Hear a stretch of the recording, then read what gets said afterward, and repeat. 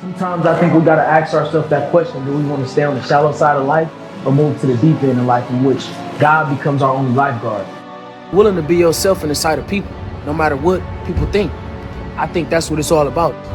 Welcome back to another banger, all of my YouTube family out there. Today, I want to make a simplistic video today, and I want to talk about STG owner out review. I don't think you can find the real raw numbers of a real person making a video, so why not? First of all, I want to know that anybody, behind the screen, if you get a chance to watch it, it's not to bash or it's not to impersonate, it's not to tell any lies, it's just to specifically answer questions that some drivers may have concerning STG if you go out there and you buy your own truck or if you have your own truck. And so before we jump into the video, make sure you like, you comment, subscribe, and you leave a review. It's always good when somebody have experienced something they can share. I think YouTube this is what this platform is about. So we're going to jump straight into the video. Let's keep it simple. Let's do it. So the first thing I want you to know is that, St. James, I believe that's what it is, St. James George, or St. George Logistics, STG Logistics, is a drayage company. They run a lot of drayage containers. I believe they bought XPO, acquired their assets. And this company does home daily, so you can get home every day. You can choose to hit the road and get home every other day, just depending on how you want to run your operation. First of all, you don't have access to no load board. They don't give you access to the load board, so you don't really see the, real gross numbers. You have a dispatcher. You're in a pool of a lot of other owner-operators, all different types of trucks, and so you always can have these looming questions. So I just want to give some pros and cons, or I just want to give some different takes, because everybody have a different take. Being home daily is for sure something that's a pro for many people. To be able to make a few $1,000s potentially and be at home, that's a good thing when everything's booming.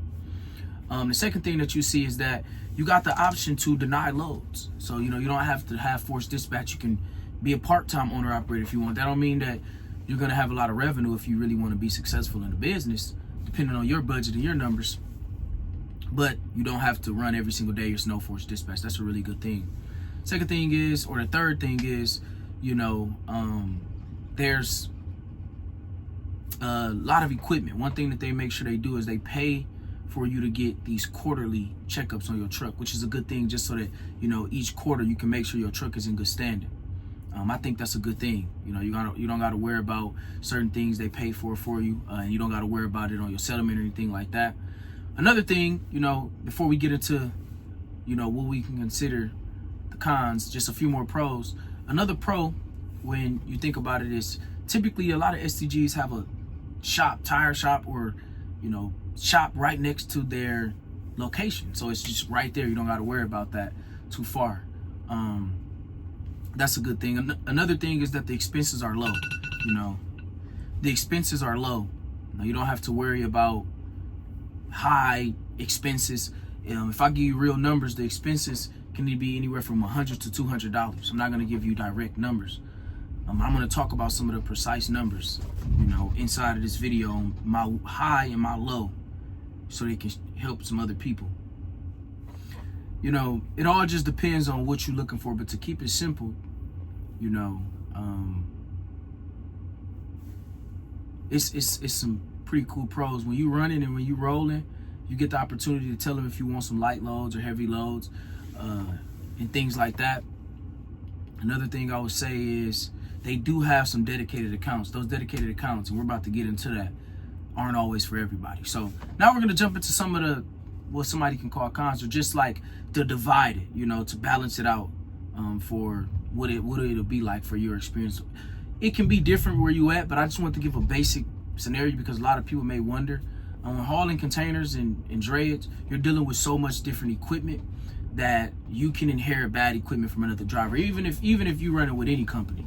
And so that's something that you can worry about, because so many chassis are going in the hands of others, and these containers and things like that. So you just got to always make sure you're covering yourself. One thing is, as an owner operator, you got to make sure your truck is good, because if you get pulled over by DOT and get any points, you're in trouble. But to get forward, I would say this: when it slows down and the rail yard doesn't have that much work, or we don't have that much work, the loads, most people can say there's favoritism. Everybody have their perspective, because you cannot be driving but somebody else is driving, because there's always work. And that's one of the things that many people maybe leave. I don't know the turnaround rate, maybe leave or not, this particular company. Another thing too is seniority. I do believe the drivers that have been longest, they choose to make them priority. And that's, it's unfortunate, because we all have truck payments, we're all owner ops, we're all trying to establish ourselves. And so, you can't really solidify any budget if you're not like a main priority, or you're always a second priority to loads and things like that. And that just leaves room for unprofessionalism and so many other things. That's one of the things you can deal with. That's why some other companies, they have a load board. I wish it was like that, because then each driver, can go on there and be diligent on doing it and not stack himself with loads if it's not going to be something where somebody else can get work. Why hire a lot of people if it's not enough work? So another thing too, day to day, you don't really know what every day is. You don't know what you're going to be doing. It's like a day-to-day thing. But it can be consistent locations, because you're going out to get home daily, just depending on where you at, more like regional. And then they got local work, where you get home every day, but you may get up early, do some local work. I don't know how that is. I do more so, where I go out and come back.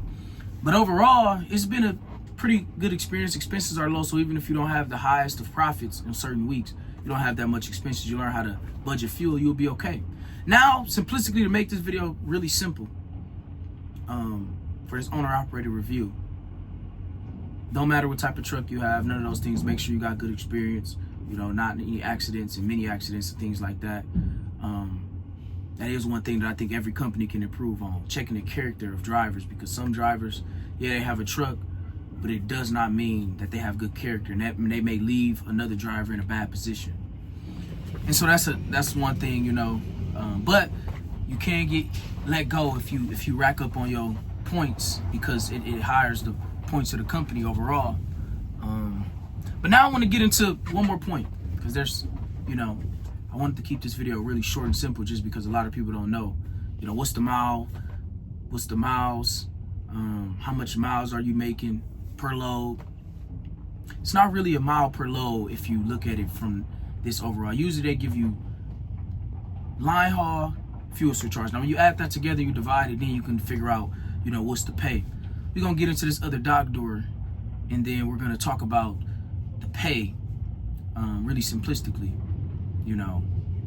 because the way I can average pay around can be different from somebody else, but anywhere from $1.50 a mile to about $2. But if you have lower expenses, I guess it balances out. But my highest week, with STG was 5,500. Lowest has been 600 something. So you don't really got to worry about being in negative as long as you work at least once or twice a week, which is a good thing, because there's a lot of companies where you can be in a negative. It just depends. I think I ran 1 or 2 loads.